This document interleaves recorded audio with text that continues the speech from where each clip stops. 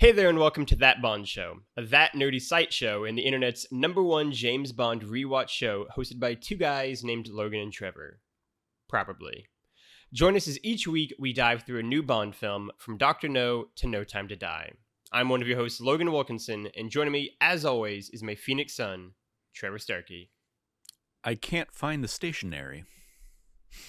Yeah, this one doesn't have quite as good of one as some of the prior films. I like that line just as that's what James Bond uses to seduce a woman when there's a writer's strike on, apparently. Right, yeah. We're making script up every day as we go. Yes, this week we are, of course, talking about Quantum of Solace, the 22nd James Bond film, which was released on October 29th of 2008. Trev, as always, you don't actually have any memories of this one. This is one of the last films that you have not seen. You have no kind of prior knowledge of this one. Yeah, in the Craig era for me was like I saw Casino Royale, really enjoyed it, and then like word of mouth and kind of the reviews for Quantum of Solace weren't great, so I just never got around to seeing it. And then Skyfall, like everybody was like, "Oh my god, this is like great," and so I went and saw that one again. And then it's kind of the same with Spectre. Was like word of mouth wasn't great, so I didn't go see Spectre. And then I saw No Time to Die. So it's the Daniel Craig era is a very up and down era, and this was my first time sitting down with Quantum of Solace. I will say, just kind of before we dive into everything proper, knowing the backstory and that like this kind of hit right at the writer's strike and stuff. It wasn't nearly as much of a train wreck as I was anticipating it from a writing perspective. I think that we'll get into. I think there are a lot of like editing and like and choreography choices that I do not like. But like from the script, it was like, okay. I mean, it feels like if I didn't know that there was a writer's strike, I don't know that I would have really been able to. Like, it doesn't feel that disparate from, half of the other Bond movies we watched.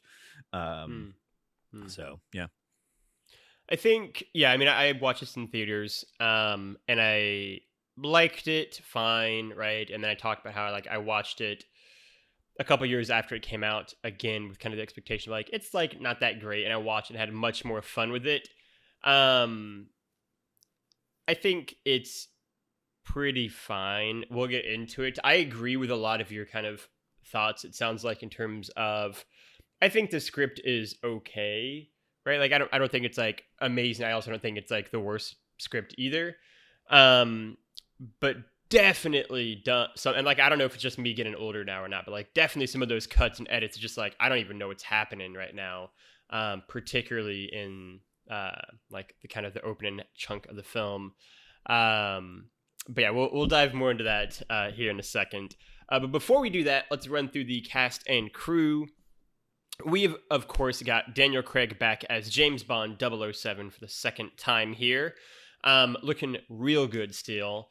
Maybe the last, like, young Daniel Craig looking thing. Because after this, there'll be, like, a 4-year gap between Skyfall. So he looks a bit more kind of like a grown-ass man and not... and they make so much of a point in Skyfall of being like a year past your prime kind of... Exactly. The compressed schedule between Casino Royale and Quantum of Solace, which obviously leads to some of its production problems, definitely helps out in having him look very much still young, same actor here. As Camille, we've got Olga Kurylenko in a fun... Oh, I didn't even notice that. I flipped those around. No, I did. I made it right. No, okay. As Olga, who is, I think, one of the Bond girls I more enjoy in the series. No, you did. You did flip. You have character name then like you have character name then actress. Olga Kurylenko plays Camille. See, I did. Okay, I definitely read that and was like, I think that's wrong, but no. Okay, thank you for catching that. Okay, so I'll flip it around this way then. And it's just for her too. Okay. We've got Mathau Almeric as Dominic Green. Juan Carlo Gianni is back as Renee Mathis. Jeffrey Wright is also back as Felix Leiter, and we've got Rory Kinnear in his first appearance as Bill Tanner. Gemma Arterton is back as is in it as Agent Fields, aka Strawberry Fields, which we'll definitely get into. We've got Joaquin Casillo as General Moderno. Jesper Christensen as Mr. White, and Judi Dench as M. Sort of a kind of condensed, smaller cast compared to some of the other movies too. And we've of course got the movie directed by Mark Forster, which we will, I'm sure, talk a lot about him here in a second. The president was George W. Bush for the final time, just by a few months even.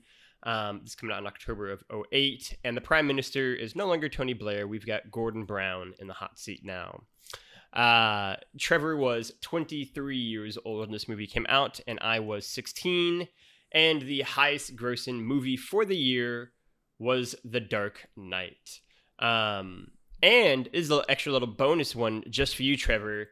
To bring it back full circle to the series origins, the Boston Celtics, after a 30-plus year hiatus, I think, came back and won the NBA title this year to extend their NBA record. We love it for Boston. Peek behind the curtain. We're recording this the day after the Suns just completely crapped the bed in their Game 7 against the who are the Bucks? Mavericks. Yeah, no, they played the Mavericks. Yeah, Mavericks. It's weird because I don't follow, and we've talked about this before, but like seeing the Mavericks and the Bucks as like some of the top teams in the league, it just like breaks my 92-93 brain where they were the bottom of the barrel. So yeah. It is fun, like peek behind the curtain kind of thing on the pod, is that like by the time this series would be wrapping up, it's like the last few episodes would be very close to the NBA Finals, where it's possible the Celtics could win the title again. They're one of the last 4 teams, so what would be more fitting than if the Celtics won this year to kind of keep with recurring that Bond show theme here. Hopping over into the trivia section. At an hour and 46 minutes, Quantum of Solace is the shortest Bond film ever made and the first Bond film to be sub 2 hours since Tomorrow Never Dies in 1997. Speaking of that hour and 46 minute runtime, there is a 38-minute difference between Casino Royale, the longest Bond movie at the time, and Quantum, the biggest gap between any two movies kind of back-to-back within the series. This movie was infamously, as we already touched on, disrupted by the writer's strike, with only a bare-bones version of the script being completed just before the strike, according to some of the stories. Indeed, with a quick turnaround from Casino Royale to Quantum, the script was still being fleshed out and put together while filming. I pulled a nice little Daniel Craig quote here from a 2011 interview. Quote, "We had the bare bones of a script, and there was a writer's strike, and there was nothing we could do. We couldn't employ a writer to finish it. I say to myself, never again, but who knows? There was me trying to rewrite scenes, and a writer I am not," end quote. He said that he and Forrester were, quote, "were the ones allowed to do it. The rules were that you couldn't employ anyone as a writer, but the actor and director could work on scenes together. We were stuffed. We got away with it, but only just. It was never meant to be as much of a sequel as it was, but it ended up being a sequel, starting where the last one finished," end quote.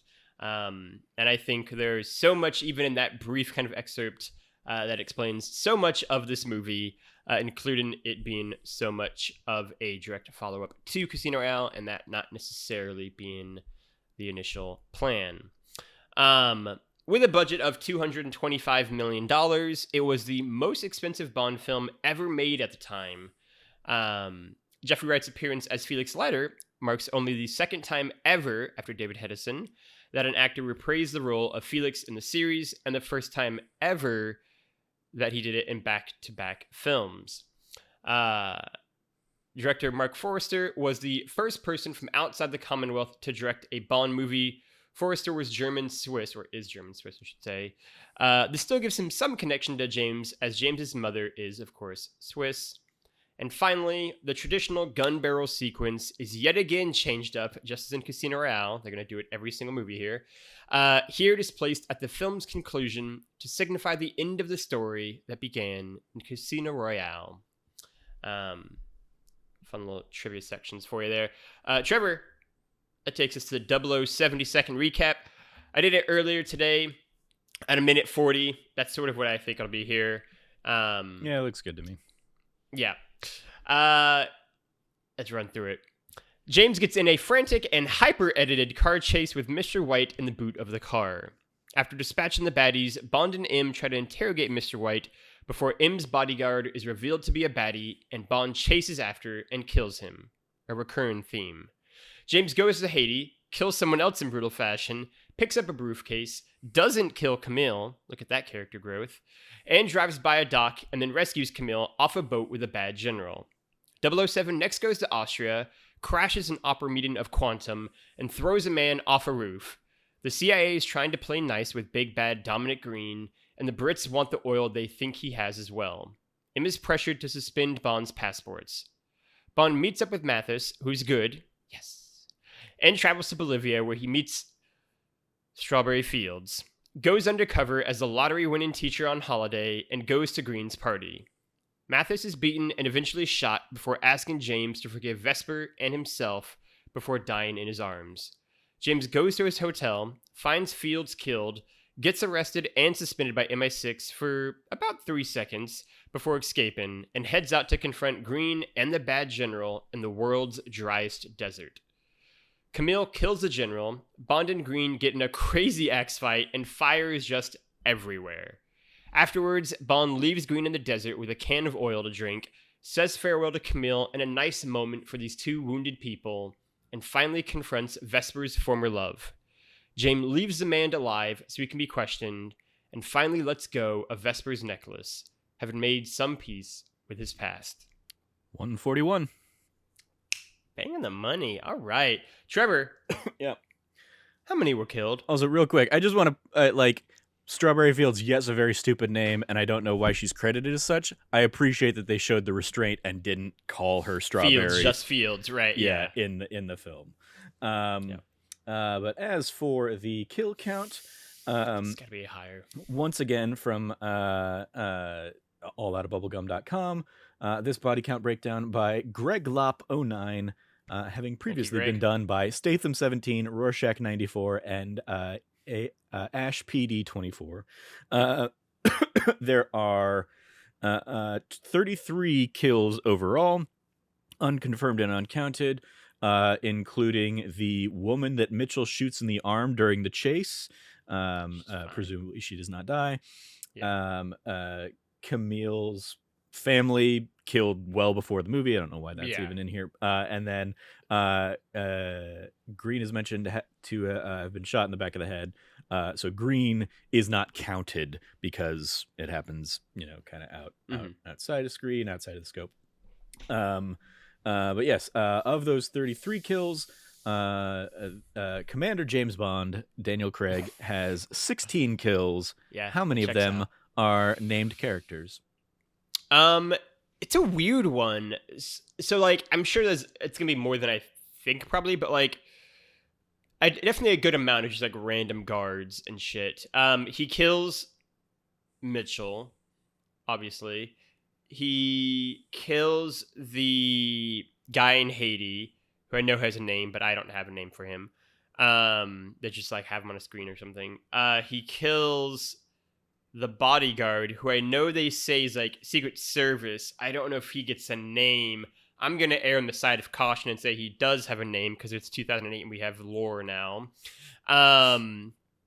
He doesn't kill Green. He doesn't kill the general. Which bodyguard are you counting for that? Oh, that he throws off the roof. That one. Okay. So that's 3.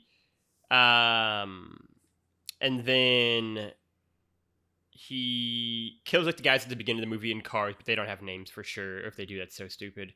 And then I guess technically, it's one of these it's one of those things where I wouldn't call it James killed this dude, but the Green's weird haired cut guard who dies in the explosion, they're probably attributing to James, even though I would just say the building was set on fire by a lot of shit, but he dies, so we'll say him. He's got a name, I'm sure. So I would say James kills 4 named characters. Okay. He kills Mitchell. Yep. He kills Edmund Slate, is the guy he has the knife fight with. So that is name number 2. The bodyguard, A, does not have a name, and B, is not James's kill. James throws him off the roof, but he survives, and the henchmen kill him. You're right. You're totally accurate. Elvis is the is Green's weird-haired bodyguard, which is counted in here as, yes, the gas tank was a, like, the gas tank / fire was a direct result of Bond's actions. So the total count is 4, because the one you missed is the Colonel, Carlos. Oh, right. He gets shot straight up in the head too. Yeah. And right. I specifically sought this one out because it was listed in here, and then I went and, like, I was looking through IMDb. IMDb does not credit that character as a name. It just says, like, Colonel of blah blah blah or whatever, Colonel of Police or something like that. So I went back and, like, rewatched the scene, and Mathis directly, like, introduces him as my friend Carlos. So he is, it works for me. He very much is one of these named people. So I don't know how you want to count this, because you got the number right, but you got the people wrong. Like, I got the number right. That's how I'm counting it. Right. Like, but yes, other than that, that's fantastic. Like, his other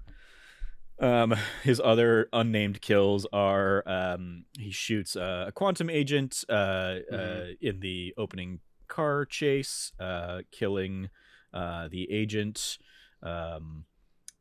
He in the opera, he shoots 2 quantum agents, and then he pushes the bodyguard off the roof, but Green's driver is the one that actually shoots him, kills him. And in just the chaos of the end, in addition to Carlos and Elvis, Bond shoots 1, 2, 3, 4, 5 more people there, I think. Yeah, something like that. You know what? Yeah. This can be tied into trivia as well. But 18 weeks ago, whatever it was, 17, 16 weeks ago, whatever it might have been, whenever we did On Her Majesty's Secret Service, on that one, because that ended up having, like, the lowest body kind of named characters, I think, of any movie, because it had 0, I think. Or like 1 maybe, but it had, like, the lowest. And at the time, we talked about the fact that, like, Bond doesn't kill the main villain or the henchman. Mm-hmm. This would be the only movie, I'm kind of the general as, like, the second main villain, I guess, or henchman. This would be the only other movie I can think of in the entire series where Bond doesn't kill either one of the 2 villains in the movie. Obviously, with Camilla killing one, the other one getting killed by Quantum. That's also very interesting. The fact that, like, he doesn't end up killing either of the main bad guys. And even, like, the one henchman who is, like, kind of a main henchman, he does kill or not kill is, like, a completely random kind of accident, right? Like, it's a very interesting that his body count is still very high, but none of, like, the main people are the people that he's killing. I don't even consider that guy a henchman, because he doesn't really do anything hench. He's just kind of like goofy. Green's assistant with a weird haircut. Yeah. But yeah, it for as much of this story that is, like, his, like, quest for vengeance and just killing everybody kind of in the path. The fact that, like, it is so few named kills is a little interesting there. That takes me to 16 and 6 on how many killed, and Trevor, that takes us to. I'm really annoyed that you're getting credit for that one, because you erroneously thought the bodyguard was one of the kills. It's a number, man. How many were killed? And I said 4, and it was 4. Not who was killed. Trevor, what did you think of Quantum of Solace? Like I said, it like, script wise, it was whatever. It's like, it's certainly not, like, the pinnacle of Bond writing, but most of Bond isn't the pinnacle of writing, period. So this wasn't too far off of that stuff. The thing that really got me, that we touched on already, is just how chaotic this one feels, especially compared to, like, the first note I made was, like, it wasn't even necessarily, like, the car chase. The car chase was a lot of shit was going on or whatever.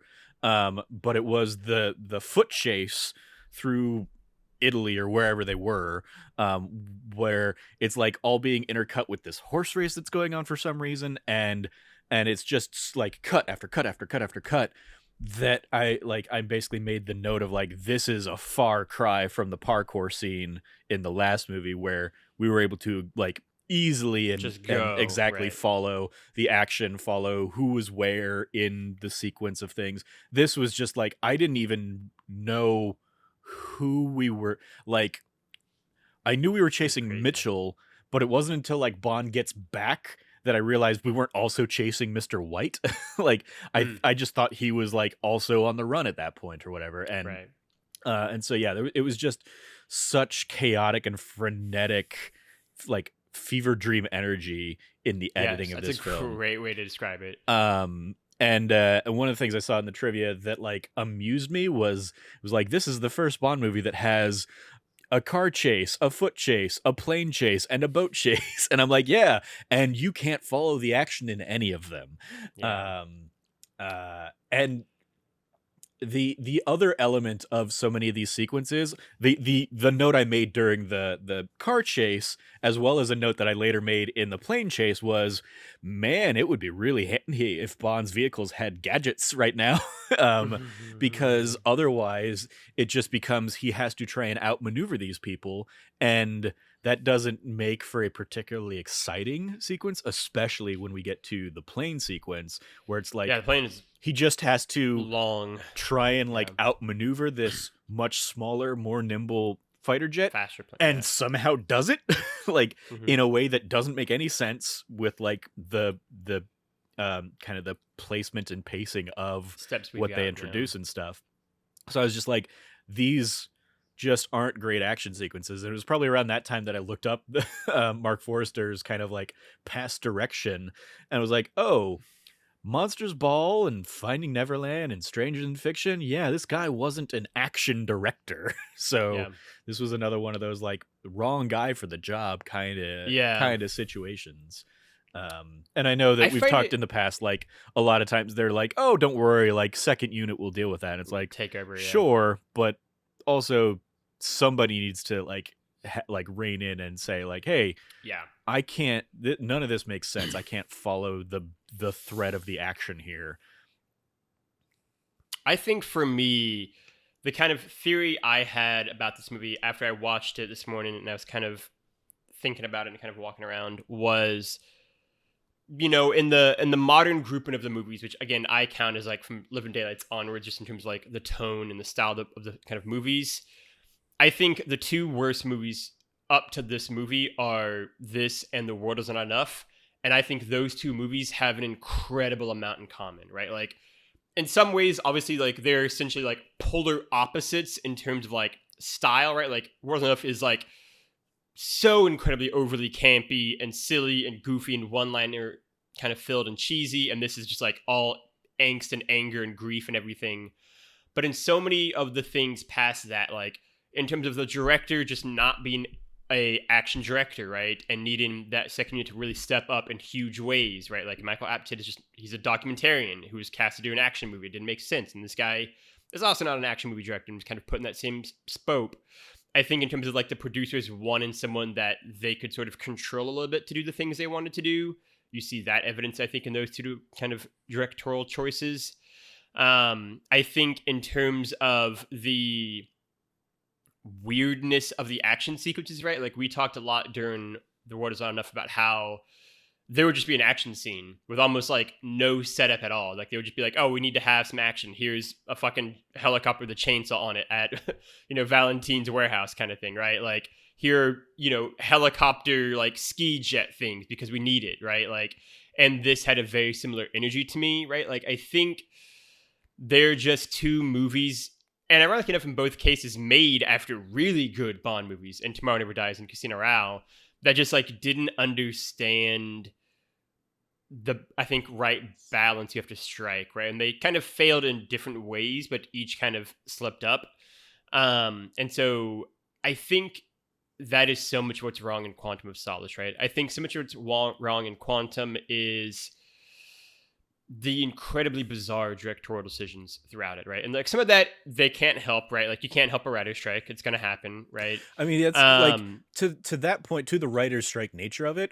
I'm sure they're like part of the issue is they didn't have a script, so they had to pad it out with action, action, action. Yep. Um, Like that's but when you say like even so, they it's had like car chase, bike chase, foot chase, boat chase, plane chase, and it's like, yeah, and the movie's still only an hour and 40 minutes long, right? Like, they had not a lot here. Yeah, and none of those dramatically are like moving the plot along for the amount of time we're spending in them. Yeah. They are, you know, action set pieces for action set pieces sake, and and like oftentimes don't even like get a character from point A to point B because the character has to go back to where they were at the beginning. Like the foot chase is a whole long thing that happens. It's literally a circle. and then Bond just goes back to where he started now that the guy is dead.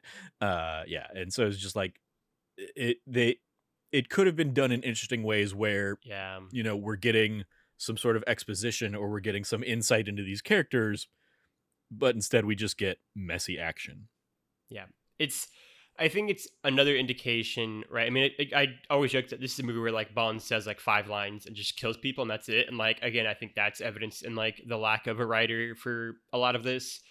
The car chase in particular, I always find really aggrieving because, especially having watched all these movies again, I think this is the first not good pre-title sequence, at least since the Roger Moore era, right? Like, I think all of them, even in The World Is Not Enough, which like we didn't love, but like I enjoyed that pre-title sequence. I thought that boat chase was fun, at least, and engaging. And this is just like, we were dropped right in the middle of something with no context. No one says anything the entire pre-title sequence until the very end he makes a joke, right? And it's just like, what is happening? And it's cut, like you said, so like, just frantically that it is so hard to keep track of, right? It is just such a weird thing happening.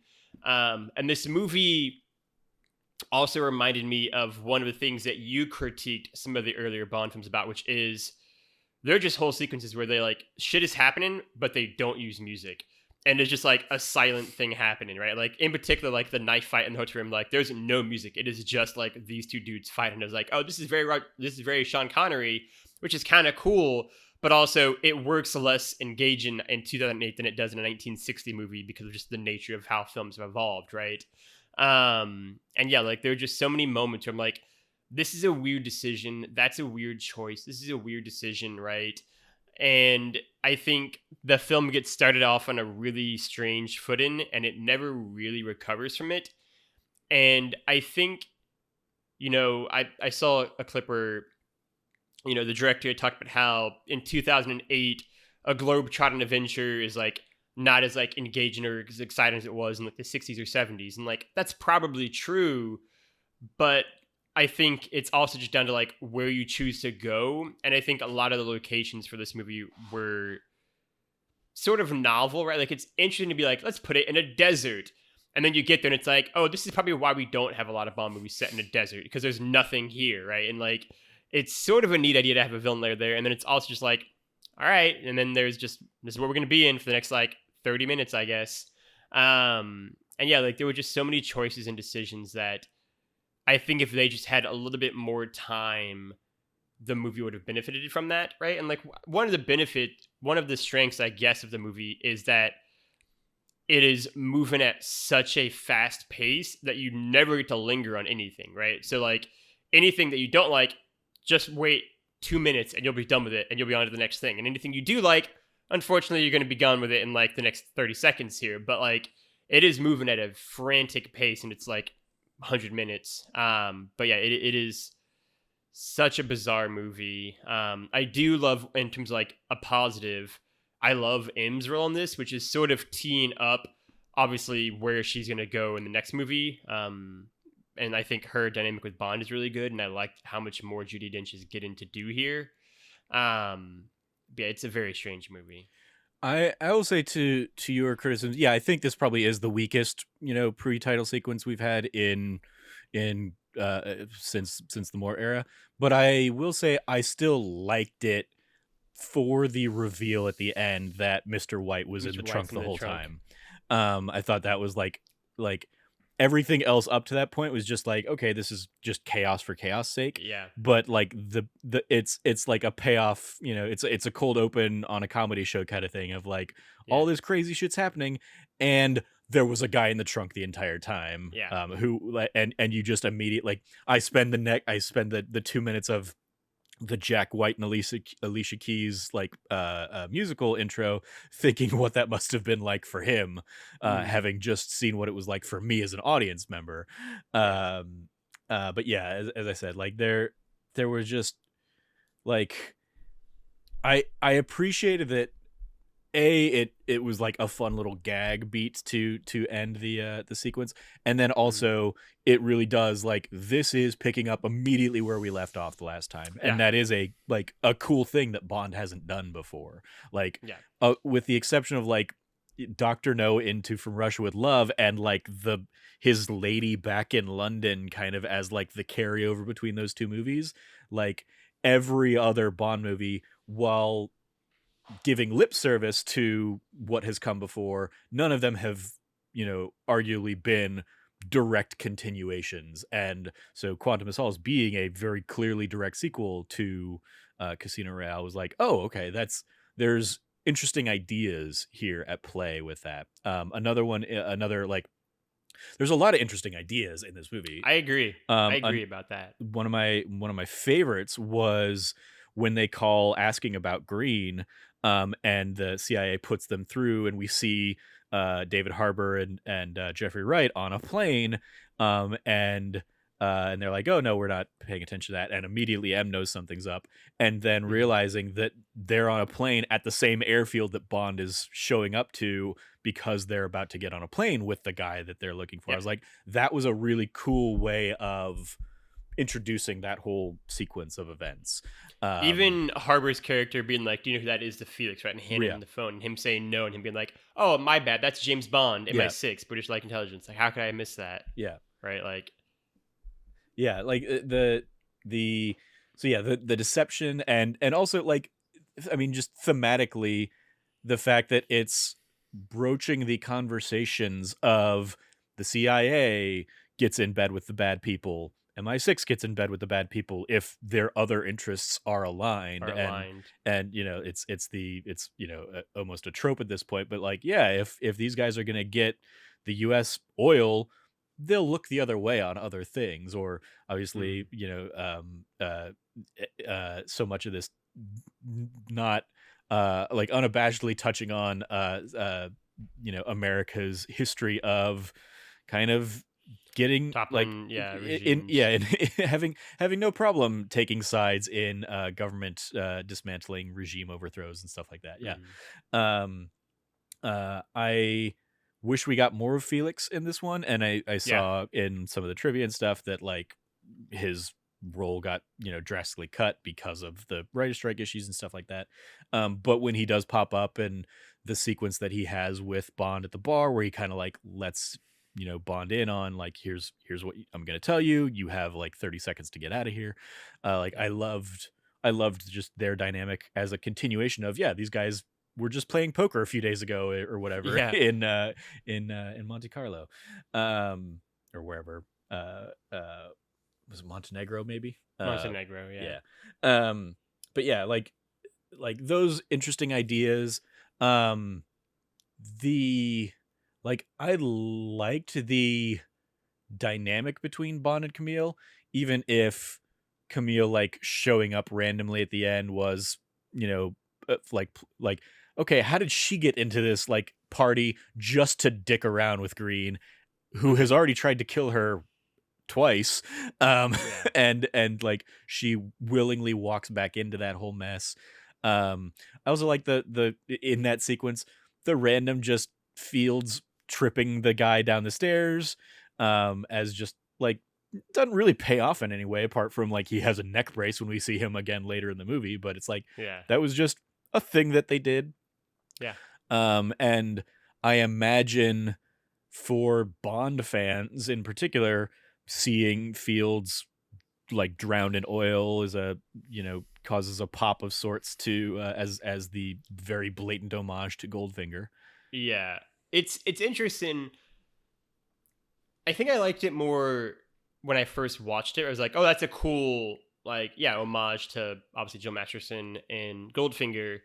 Now what strikes me is like just how random that whole sequence is, right? Like Bond walks in, and it is like a very serious dressing down from M, and this whole time they're just a fucking oil splattered woman, and it's Yeah. like, what is like, where no one's gonna like make any sort of note of like how absurd this is. Like, what are we like? This is yeah, like that. I think is kind of weird. And like maybe it's also just because like how well I think the movies on either side of it did with like Bond references and kind of the Bond mythology and casino around Skyfall. And this was kind of like doing its own like one shot to that, and it's like, oh, this isn't as good. I will say, like, yeah, I mean, the immediate aftermath of that that you alluded to in your recap is like, okay, like, yep, M is taking Bond off the case, like, you're relieved of duty, give us all your stuff, and then he's like taken into custody. They're in an elevator. He fights and escapes, and then suddenly like M is cool with him again. And like that was a sequence where like I looked down because I was taking a note, and I looked back up, and like everything was peachy keen again. I'm like, wait, what? Yeah. Okay, that's bad writing. I think the idea is that like M is doing all this stuff, but she doesn't want to, right? Like she does trust in Bond's judgment, which is what she says to Tanner after he escapes. Yeah. Right. But like she has to kind of keep doing it. But it all happens so quick, right? And like even the elevator fight scene to me is like a great example of like how much pacing and editing can influence a scene. Because it is essentially almost exactly the same thing as Captain America Winter Soldier and Cap being in the elevator. Like it is almost like that exact same sequence of like, and like one dude trapped with guys all around him. Or I mean, like 5-6 years before that sequence. Yeah. And it's all this like the same to make people all around him. He fights him, knocks him out, but it's done in such a fast way, and it's cut in such a bad way, and we're given no moments to breathe from when he gets captured to the fight to when he escapes. Like you said, is like 30 seconds, and it's just like I don't know, even just watched. Like I could have blinked away that entire scene, and like that is sort of this movie in a nutshell, right? Like I agree, there are a lot of really cool elements, right? Like I don't hate the idea of a Bond revenge story and that being like him just kind of consumed by rage. We've seen it done well, obviously, in License to Kill. I just think here it is so many good ideas that are just sort of like only like half executed well because of either directing decisions or editing decisions or pacing decisions or writing decisions. And it's just like, that is sort of my big frustration with Quantum of Solace, right? Because like I don't think Quantum of Solace is a bad movie. I just think it should have been a better film, right? Like when we get to Spectre, there I have like fundamental issues with like directions they took. Here it's more like, I wish this just had been done better, right? Like even Mathis, like I love his character, and I think he's great in Casino Royale. I think he's great here. I hate the fact that like we get nothing of him being captured. Like we're at the party with the Colonel and everything is great, and then all of a sudden he's just in the trunk, and it's like I would have wanted at least a scene of like someone looking at him suspiciously or something to say like, this is what's going to happen next, or give us any indication of what's going on. But there just felt like there was like a scene missing there that I wanted. I was okay with that because it connected enough dots for me that like clearly the Colonel is in on Green's plot, and basically dumped Mathis in the trunk to set up Bond. Right. Yeah. And that's, ultimately that's what ends up happening. I think there was also like a lot of the stuff in this movie could have been very easily explained if Bond had just been like, well, I did this, but I didn't do that. Like with going back to the bodyguard pushing off the roof, but like shooting, like whoever's bodyguard was killed with two bullets to the head or whatever, and eyewitnesses say you did it. If Bond had just been like, well, I pushed him off the roof, but I didn't shoot him, like that would have raised some flags and probably gotten him a little bit of leeway. And same with like the Mathis thing is like he very easily had enough trust from M that he could have just said some things and she would have been like, okay, I believe you. I believe you. Like you know clearly enough details about this to not have done the thing that our intel is somehow telling us you did. But yeah, like the bigger thing that I had an issue with in that sequence is Mathis wasn't dead, and Bond uses him as a human shield against the corrupt cops. It's like, oh, well, that's just fucked. I think it's so I've never read it as that. I've read it as like he's picking him up and then like turning him around to like give him a hand, and the guards. I also just like read this online too, so I have this in the back of my head. And the guards basically say like pick him up, and so Bond picks him up and like is turning around with him, and then they say he's got a gun, like they like that's their thing for like people in the neighborhood, I guess. And so then they shoot Mathis, right? And then they're like, he shot him, and then like try to like kill Bond, and then he like disarmed him, right? Like I think it's all to like be staged, like Bond tried to kill them, shot Mathis, and then also killed them, obviously, which is how it's spun. And M, at least their M is like, well, obviously he didn't kill fucking Mathis. I know that much at least. So it's like, but you're being framed for that, right? Yeah. Like I do love so much of the, like, it's really sad, but I love so much of like the ending part with Mathis, right? Like him in Bond's arms, just saying like, don't leave, just be here with me, right? And then him saying like, forgive Vesper, forgive yourself, kind of thing. Even down to like Bond placing him in the dumpster, which like Camille says, like seems really harsh and cold, but it's just like it's what he would have done, right? Like, he wouldn't care. Yeah, like it's just how it goes. And like taking the money out of his wallet to like make it look like a robbery kind of thing. Like I liked so much of like that ending beat. I didn't even pick that as like, I didn't pick it as like he was trying to stage the scene so much as his credit cards are kaput. He needs money to do things. Sure. It's not going to help Mathis at all. So he just was like, I thought it was a very practical choice. It works both ways, I guess, too, right? And like, I like all that. In some ways, it is like very, like, I had this thought actually as well when I finished watching Quantum, which is like, in some ways, it is more descriptive of like the long-term, like, direction of Daniel Craig's run than Casino Royale is, right? Like, Casino Royale, I think, is actually like less indicative of what Daniel Craig's arc as Bond is going to be than Quantum, right? Like, in good and bad ways. Like, I think there are definitely some of the cracks that are going to be in his kind of issue as Bond run is going to be here. But also in terms of like Mathis being killed, just like thrown off like that is going to be very much pulled upon in Spectre and Notes Madai, and like the characters that are introduced there that are killed off. I mean, even in Skyfall, I guess actually like it's like no one is safe, right? Anyone can die in this world is really a big part of Daniel Craig's run, and that is really introduced here. I think some of the darker themes are kind of going to be followed up in the later movies are found here. Right?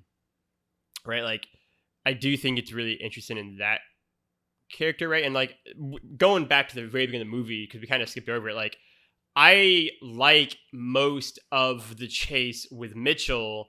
The cuts to the horse are completely unnecessary and like totally weird. Like it's just like a random decision. But the actual fight itself, when they're like falling down into like the boards and like the glass falling everywhere in the rope, I think that's really well executed on the stage. And I like Bond grabbing the gun and like firing it and that being done.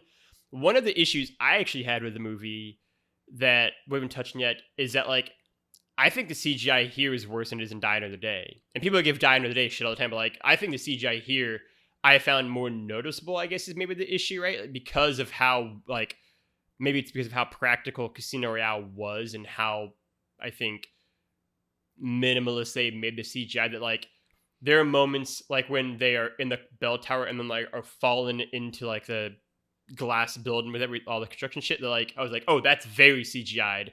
Or so much of them in the like plane sequence, it was like, oh, this doesn't look quite right. Or them hopping out with the parachute, was like, oh, this doesn't look quite right. Like there were a few instances of the CGI being a bit dodgy that I was like, oh, this to me is more, you know, grievous than it was in anything in Die Another Day that people give that grief for. I will say I didn't notice it, but I think it like there's probably elements of like my distaste for those sequence wrapped up in that I'm attributing to just the crazy editing and whatnot. And like that was what was clearly pulling my attention. It's all it's a whole any bunch CGI, you know, ishness of it. I was just kind of like, I already can't tell what's going on, so I like who cares? That's kind of just an aftermath note anyway. But what did you think of Quantum as like an organization or an idea? I was gonna say a little bit we get. I I loved another idea that gets explored is I love this this like covert meeting in this very public space, It's just awesome. everybody Yeah. through like talking through their earpieces at a Yeah. performance of Tosca. Yeah. It it's another sequence that like is very weirdly edited together of like Yes. we're hearing dialogue but focusing on scenes of the opera, and then also like Bond is kind of like, you know, it's another sequence that is very weirdly paced and edited together, but I loved them as this like, you know, evil like anonymous cabal like Such a smart idea. meeting in a very public space. I feel bad for everybody who was sitting around everybody in this meeting, who's just trying to watch an opera. I had that and same thought. And they're hearing like, why are they not just shhing the people, you know, entirely? But yeah, like I love that as an idea for like how to pull off this meeting that like isn't able to be, you know, tracked or bugged otherwise. It's not, you know, we're having a web call or something, you know, that you know, somebody can pick up or something like that. It is, you know, a very closed circuit kind of like local frequency kind of thing in just people's earbuds, and you had to get a special gift basket to get the right earbud or whatever. It's also smart because it's not all of them meeting in one location in like a private area where it's like, oh, these are clearly all bad guys, right? Like I think of like, you know, the mafia bus they had in like the 50s where it's just like, yeah, here are the godfathers of the families because they're on one location. Obviously, this is what it is. Here it's like, yeah, like these are people going to an opera doing like kind of fading in the background doing their shit. I also really like the element and idea of like when Bond does alert them to their like his presence, how Mr. White is like the only one that doesn't get up because he understands, hey, like he'll be able to spot who I am. So he just like sits in his seat the whole time and like makes a crack about how like it's not for everyone. Yeah. And I liked that element as well. Right. Like I actually don't mind the editing during the opera meeting scene as much as immediately following that when the chase happens. Yeah. And they cut the sound out of the chase and just focus on the opera, and it's like it's happening so quickly to those cuts where it's like, what the fuck is happening right now? Like, yeah, that was like one of the most like egregious examples of the editing in the entire film for me. And that's more what I was referring to as well. Is Crazy, that sequence? And it's like I was just looking it up. Like I don't know Tosca as a like I see from a very cursory glance. It is a notable opera because it has, you know, visible like depictions of torture and suicide, and like it is a very violent opera, which we see, you know, in kind of the little snippets we get here. Dude get hella murdered. That is, you know, so thematically, I guess it's like, oh, all of these quantum people are getting their kicks by going to the murder opera. But yeah, it gave me the same kind of vibes of like, you know, every time Baccarat has come on where it's like, I don't know enough about this to know how it really ties in thematically to what we're seeing or whatever. In the same way that, like, you know, I like, obviously we can kind of refer back to like the War of the Roses in the West Wing. And how like West Wing uses that to tie into what's going on with CJ's bodyguard guy in the robbery and stuff like that. And so like I knew enough to know that they were trying to make a very direct correlation between that and what we're seeing Bond do in the lobby of this opera house, and the very public shootout that is happening, but it's still a very like weirdly executed and weirdly edited sequence.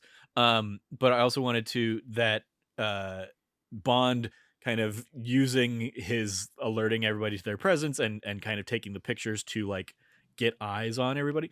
Also will one of the egregious CGI that I will call out on this is the very, very sharp overcorrection from the flip phones of the last movie to like, look at all of our touchscreen technology. I know, right? And stuff that we have in this one that's like, it's not quite MCUification because obviously Iron Man would have just come out a few months before this or whatever, but it's very clearly like like it is We're almost in the future. yeah, it's and again, like even this doesn't necessarily work, but like as I was watching this, I was like, oh, they were really excited by CNN's like touchscreen technology and all of the Yeah. election coverage stuff, Yeah. because so much of that seems to be kind of the direction they took It's that.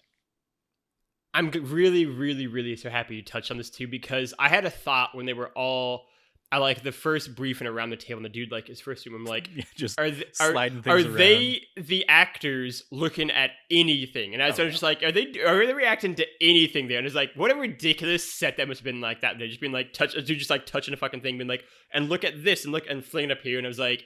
And then my mind was like, I mean, I guess it's possible there was something because like the scene and shit, but I was like, even that is like way different than what they're showing here, obviously. And it was like, and they just had like a good laugh every time they pulled it up afterwards. It's like, this is a really great like actors acting to nothing scene. Yeah. That I always enjoy. Yeah, I'm really glad you also pointed that out. And then I was kind of looking at it right in here in my notes. Like, I think that I really enjoy, yeah, I would say I enjoy it for the most part, right? Like Felix and Bond's scene in the bar, right? And like the 30 seconds and like that kind of fight scene. I think that's an example of like very low cuts to build the tension in an engaging way. And I think that's a really great like sequence. Even the lead up to it of Bond calling them and being like, you might as well just answer the phone, CIA. Felix, I know exactly. Like, it did not take a lot of detective work to figure out exactly where you guys are. Yeah, it's like a great moment. I think that for me, you know, kind of going to the end of the movie now, you already touched on it. Like, I think I had always remembered this movie as the plane sequence happens and they basically like parachute down and then like from there travel to the like final compound sequence together. That's always how I'd remembered it. And so to watch this movie, they go all the way back to the exactly hotel. To they go all the way back and then do it again. I'm like, we literally are every trip just like starting back where we started. Like, it's such a weird decision to have it paced out that way. The final sequence itself, again, I think is like cool. I like the moment of like Camille assembling her gun and Bond and her having that talk about like the first kill, and I think that's done really well between those two actors. Like, I think they play each other so well. Mm-hmm. And then I like the fact that it is kind of this dual screen kind of between Camille fighting the general and Bond fighting a fucking lunatic, Dominic Green with an axe, who's just fighting like a maniac, which is sort of like, it looks absurd, but it's also like, yeah, that would probably be how a dude who doesn't fight would fight. And like, that's kind of engaging in its own way. Yeah, I read in some of the trivia that like the actor, like, it was a conscious choice that like this character doesn't know how to fight, so he's going to be wild, and that's going to be more chaotic to a trained, person, because you don't know how to prepare for it's the whole like playing poker with somebody who's never played before. You have no idea what they're going to do or what their tells are or any of that stuff. Right. It's to the point that like I laughed my ass off when he cuts his own foot with his axe. Like, he's flailing so wildly that he hits himself. For me, it's the sequence when Bond first gets out and he just has like a metal pole basically and just beating the shit out of him, just screaming the entire time. And I was like, what? Like, we are in such a different movie all of a sudden. It is just like, it was so much fun. Like, it was such a funny sequence. I do want to give a shout out prior to before everything pops off. I love as somebody who used to watch Cinemasins in my younger days, where I was, I'm still cynical, but I was much more cynical and like didn't have a problem with somebody just like nitpicking a movie to death. Yeah. And one of the like regular Cinemasins tropes is like bad guy eating an apple to show he's a bad guy. And when Dominic Green just like gets off of his helicopter or whatever, eating an apple as he goes down to talk to the general to help facilitate this coup, and then immediately basically say like, and we're doubling your water prices because I own all like 60% of the water, whatever. Just the fact that he's doing an apple through that hole, I was like, ding.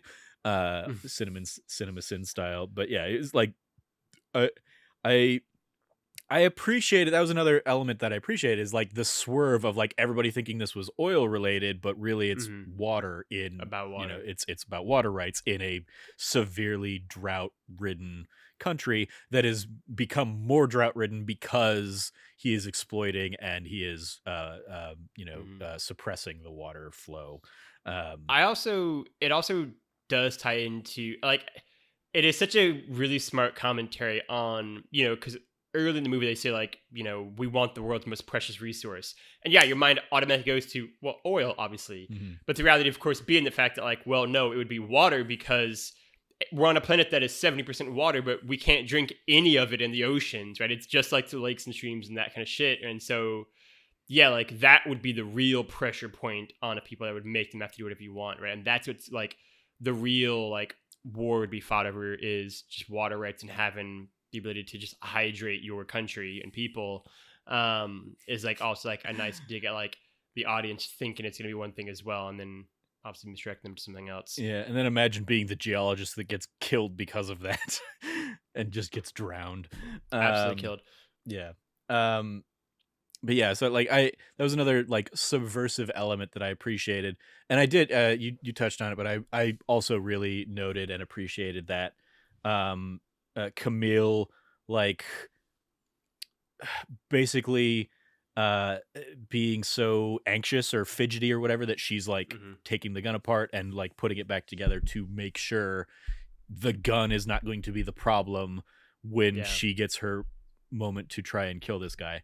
And then also the very like PTSD driven sequence with the fire all around her and Bond goes in to grab her, and like the setup that they're leading to of like Bond's going to end her life because her dying in a fire would be too traumatic for her.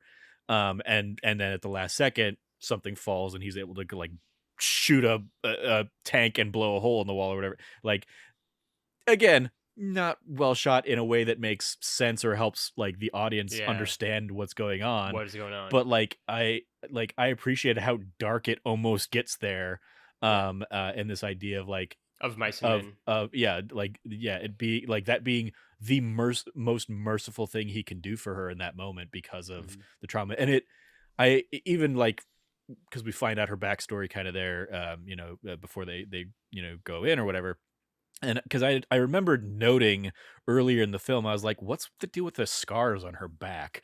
And I feel like it's an interesting like first act setup that gets paid off there in the third act of like, oh, that's what that was. She like is literally scarred from the fires of her youth or whatever, that killed her family, and that's and like the all of this coming together.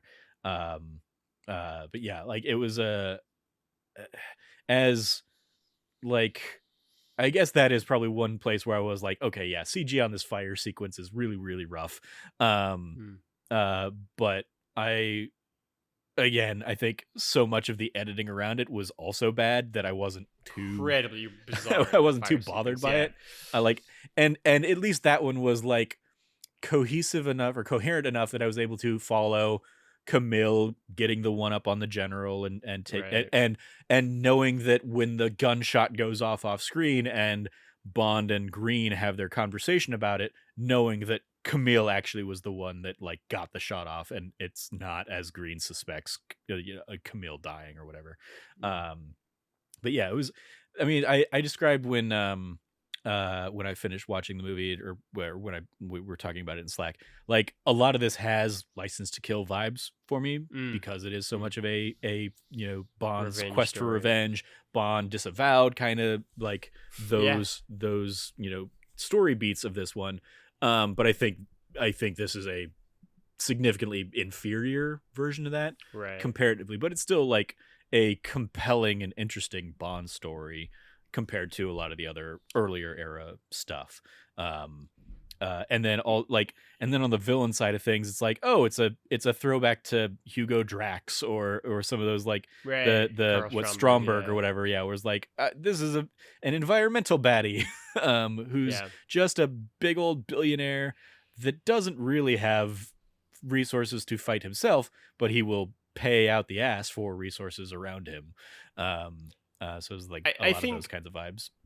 for me, the last big scene I wanted to talk about was actually the end of the movie itself, right? Like from the fire ending, basically, and then like Bond taking Green out into the desert, throwing him like the can, like I kept you alive, like I promised. You told me information, I promised.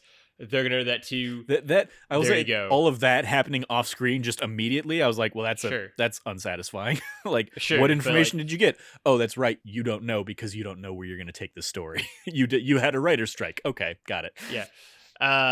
Which like there's no other time to talk about this, so like I'll do it now. Like to tie it into the video game, right? Like because the video game, as I've mentioned before to you off air, is just so different because they very clearly were like on that same schedule, hit the same 2008 release date. And so yeah, the video game basically starts with like essentially like the plane mission and then like them parachuting down and then be like, so what brings you here? And then like Bond recounts like Casino Royale's entire story basically.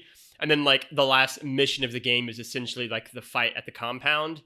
And then Casino Royale ends with like the Guy Haynes's character, like the random dude who's like an advisor to the PM, like meeting up in like a room with Bond or meeting up in the room with Mr. White, and they've been like listening to Bond and M's conversations the entire time, which were like the loading screens. And then outside of their window is Bond getting ready to walk in, and it's like, all right, cool. They were setting up way more quantum shit that doesn't happen in the movie, obviously. And then it's also all obviously complicated by the fact that Quantum's never mentioned again. It's going to be Spectre in 2 movies from that point onwards, right? And so, like, the kind of difficulties of that. But I like the scene with Green. I think it's a very, like, you know, sometimes living is not better than dying, where if the route you have to go to live, right? And, like, him, like, drinking oil to keep himself alive and then getting killed anyway. And then I really, really, really love Bond and Camille's last scene together in the car at the train station. Like, I think it's so done. And I think this is where you see Mark Forster's strengths, right? Like minimalist cuts, just a dramatic acting scene together with 2 people in a car and them just kind of processing their own levels of like grief and anger. And like Camille's finished her journey. What does that feel like? How does she feel? Has she found any solace in that moment? And then her kind of saying like, I wish I could take that from you. And then it cut into Bond going to Vesper's like former lover, right? And the woman from Castle is there, and she I didn't know who that was. I don't know her actress. I just know that she's like the main person in Castle that's not Castle. And like they're back and forth between him and Vesper's like former boyfriend, and the idea that Bond doesn't kill him, right? Like that Bond has learned some sort of restraint, right? And like drops a necklace, has that moment with M. Like it's a really beautiful way to wrap up this 2-film storyline and have Bond move past Vesper for 1 movie until we get to Spectre again. But like I think it's a really, really, really beautiful ending, and it might be like my favorite like 10-minute stretch from like Bond and Green in the desert to Bond and Camille at the train station to Bond and Vesper's boyfriend at like the Russia hotel together. Like, and I also think it's probably the strongest because it's all playing to Mark Forster's strengths, right? Mm-hmm. Like it is not an action sequence. They are all like dramatic acting moments, and dramatic acting moments, and they're dealing with like emotions and grief and like that kind of stuff that are themes found in his earlier films. And in some ways, like I sort of wish the film had been more of that, right? Like I'd have been really curious if like maybe if they'd focused less on like the rage part of James Bond and more almost in like a grief part, right? And had it be a little bit more like On Her Majesty's Secret Service, maybe, right? Where it is like, there's not a lot of action in On Her Majesty's Secret Service. It is a lot more quiet moments and dialogue and kind of, emotion-filled scenes. And if they had gone in that direction, that probably would have played better to his strengths than trying to make it just so angry and ragey and action-heavy. Yeah, I mean, I think I also appreciate the end, especially the sequence where he basically, stops Yusuf, the boyfriend, from doing his exact same thing. Doing the playbook all over again now with Canadian intelligence kind of thing. And like seeing that it was all like that he's just going through the It motions meant nothing to effectively. him. Right, yeah. um is like it's an extra level of like brutality and cruelty to realize that Vesper's sacrifice was for that, like what Yeah. wasn't for anything real, as a result.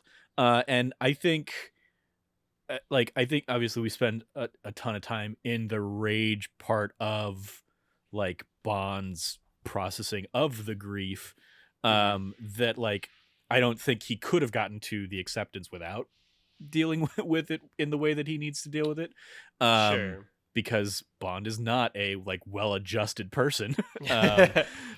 So like I was okay with like the journey he had to go on of like Hmm. I need to put all of this stuff to rest because Right. I'm not in a place yet where I can confront the actual thing I'm trying to confront and get past. Yeah. And it's not until that conversation that he has with Camille that that That's like so he good. starts to see himself in her of like she has been on this quest for revenge for so long and she finally got it, and it hasn't, like there's still an empty hole that's never going to get filled kind of thing.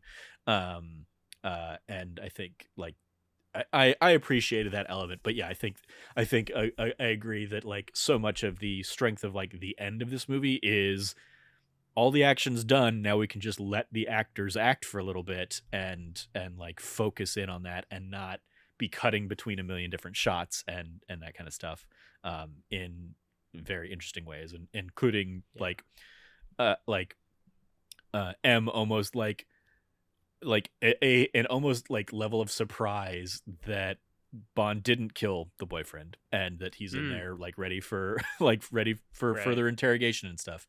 I thought that was like a cool little element of like, and will continue, and like there were just nods throughout the movie that like I think you touched on as well, very effectively continue the M Bond relationship that we got in the last one, continues on in this one, and then will obviously be very much set up for the next film, with like Bond referring to M as like she's not my mother but she likes to think she is kind of elements, and obviously the very paternal dynamic that they have in this, I think, Yeah.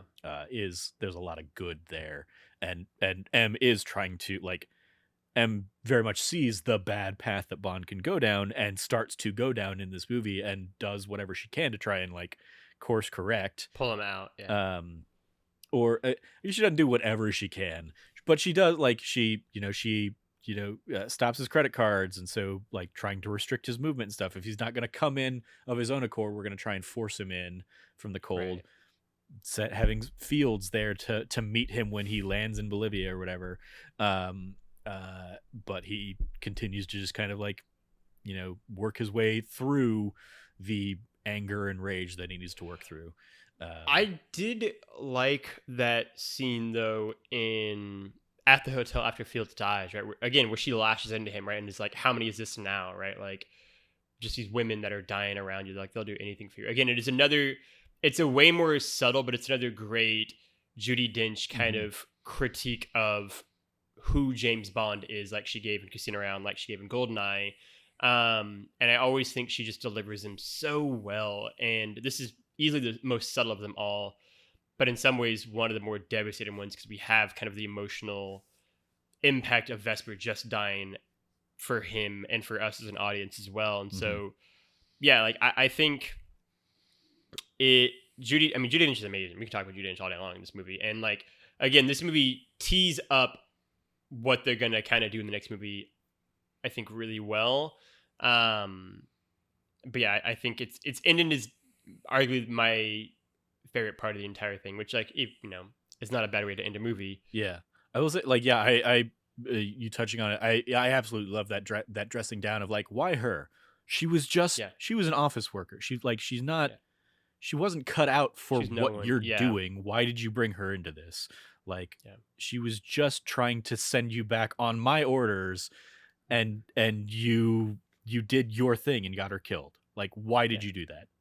They'll do anything for you, won't they, James? Right? Yeah. Like, it's such a good, devastating line, right? They're like cut so deep. Yeah. And then Bond, literally just like a week from Vesper's death, right? And like how that would hit him. Yeah. And then like to Bond's credit, like I want it in her report that she served, with honors or whatever. Like, like him realizing that, like, he fucked up bringing her into the fold or whatever, and then he has to live with that. I think one of the most interesting things about this is kind of a larger conversation in some ways, but like I think one of the most interesting things about Daniel Craig's run as Bond is that really after Strawberry Fields, he's only ever going to have one other just like sort of random girl he sleeps with, and the entire rest of his run is Bond, right? And then otherwise just Madeline for the last two movies. And so I think there is some sort of like he feels that, and also he feels Vesper kind of always around him. But like I also think he does take some sort of note of like M's kind of dressing down of him. Even to some degree, you can see that in sort of like his dynamic with Camille, who obviously he doesn't sleep with at all, and they only have one kiss the entire movie.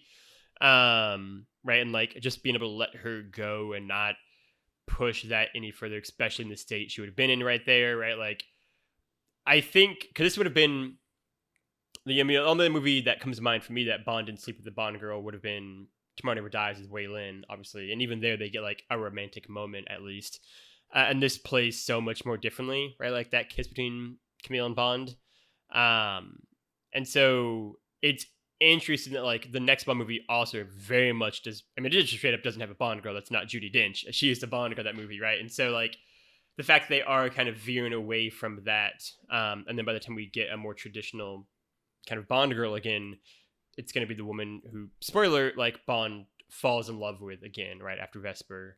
And so I think the nature of how Bond changed, right? Like I said it last week, I'll say it again here, right? Like the way this movie ends, and especially after like, the pre-title sequence of Skyfall onwards, like James is just a very different person.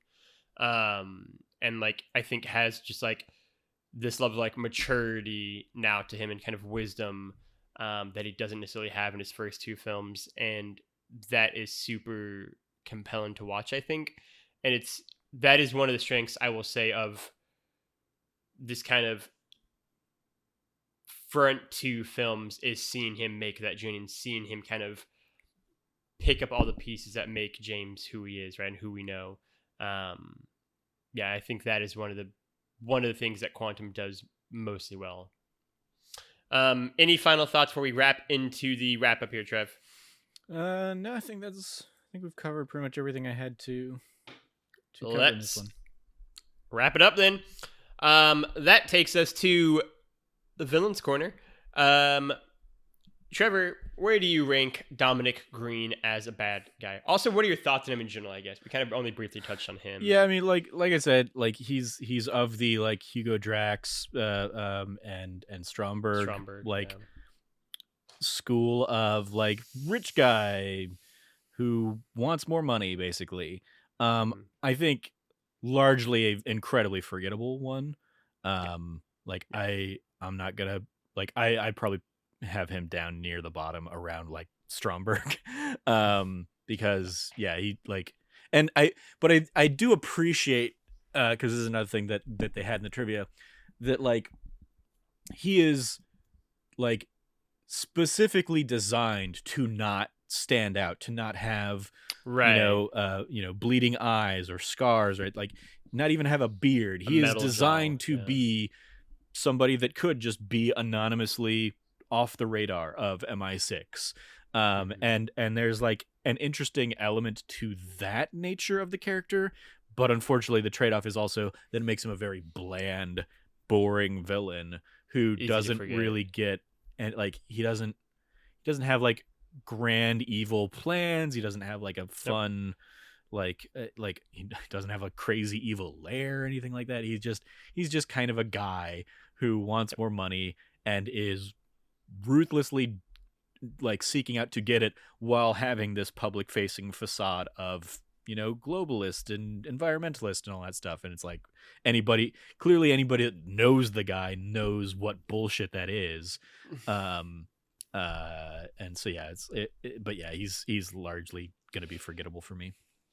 I think this movie really solidified that movies that try to do the like two villain thing, right, with him and General Moderno, like, are always just gonna, I feel like, be weaker for me, right? Like, because inevitably you have to split the time and attention and focus, and I think with very few exceptions, like Living Daylights, obviously we each really love, but I think in some ways that movie is great in spite of the fact that I had two main villains, not because of it, right? Like Whitaker in particular is like sort of just like there. That like I think of the movies that had the two main villains in this series and in others, and I just think it sort of does neither one great. I think Green is fine. I think I look at our list, and our list, again, it's one of the fun things about it where like it's different than I would make it, but like, yeah, I mean, I would put him probably in like below Kamal Khan, maybe above General Orloff, Ari Stromberg, that kind of range. Sure. Right, because I just think, like you said, it's a really smart idea, and it is probably what you would want in like the real world, to just be someone who is like a nondescript white guy, right? But in a film that can kind of make him just be like sort of bland and forgettable. The fact that like his most distinguishing thing is just how crazy he is in that final fight with James, where he shows like so much like personality. I feel like I think kind of does unfortunately tell how unremarkable he is outside of that. So that's where I would put him probably. Yeah, works for me. Do you want to rank the general, or do we not need to rank him, you think? The general is such a non-entity to me that no, I don't. Okay. I did not see him as a villain. He is a tool in. I mean, he's a not like barely a henchman in Green's plot to get money, more money out of Bolivia, and they throw in backstories so that Camille has a reason to fight him. That's. Like, other than that, he's just cartoonishly bad guy to be bad guy there. So, yeah. I'm totally fine with that. That takes us to those musical moments. Trevor, you've finally heard the much maligned opening track from Quantum of Solace. What did you think? I don't think I knew it was much maligned. People hate this song, yeah. It was a very forgettable song. I honestly couldn't hum it or do anything of it, and I watched this 3 days ago or whatever, 2 days ago. It's like the mix of Jack White and Alicia Keys is a very odd mix, and I definitely found myself thinking like, I don't think this is like peanut butter and pickle juice or something. Like these are not things that go together to me. So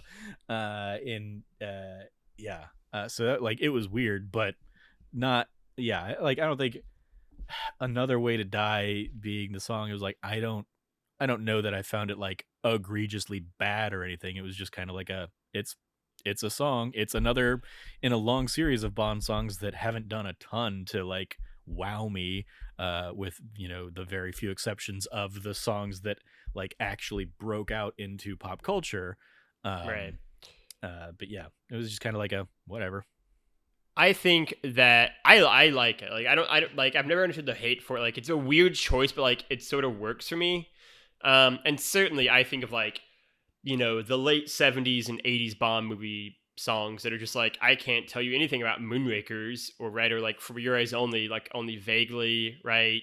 Octopussy, like what they were even doing in those ones. And so like I'd much rather have something be really different, and like maybe it's good, maybe it's not. I don't know, but like I'd much rather have them try different things than just try another like Shirley Bassey like knockoff song.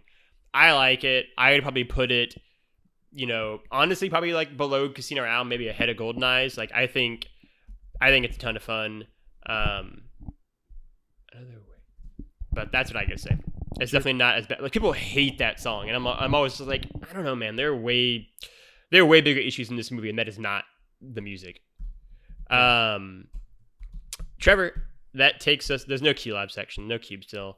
So that takes us to the final review. What are your just on the QLab again? I want to highlight like the magic wall, the lack of gadgets on this. Not the magic wall. Like the lack of gadgets in this movie was distracting for the amount of like action sequences, because it like again, just going back to like the plane sequence. It's like, okay, without gadgets, he just has to be a better pilot, and he's in a much slower plane. So none of that makes sense. In the car sequence at the beginning, he just has to be a better driver and hope that he can like outrun the guys or whatever. And same then with the boat chase. And then exactly. Same with the boat chase. It's like none of like and in all of them, well, I guess not in the car chase, but like in the boat chase and in the plane chase, like he is in a significantly crappier vehicle. And so it's just like, okay, I guess the thing we're supposed to really take away is that he's such a great driver that even in the shitty vehicle, he can outmaneuver, boat after boat or these other planes. But I think that strains the credibility of any of that stuff and just makes all of the, henchmen look that much more incompetent by comparison versus like, if he can shoot a rocket out of a thing, okay, that helps even the odds.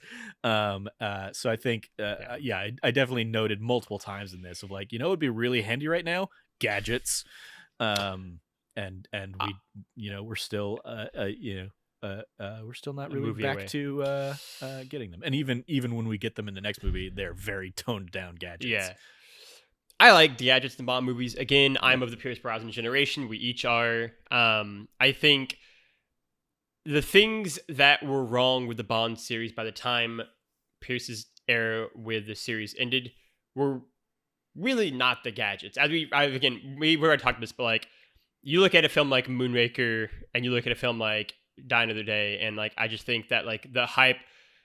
People didn't like the movie, and they tried to find an easy scapegoat, and they blamed it on the gadgets, and they blamed it on the QLab stuff, and in reality, it wasn't that bad.